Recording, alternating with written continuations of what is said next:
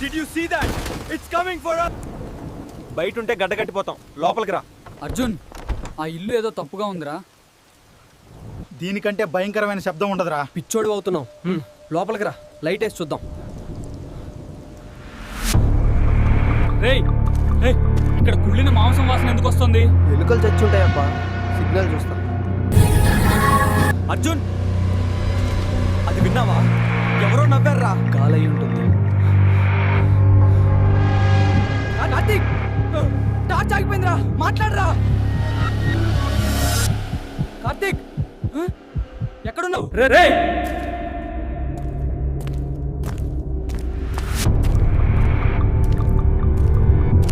నన్ను వెతకద్దు. ఏంట్రా ఇలా భయపెడుతున్నావు? తిరిగి చూడు.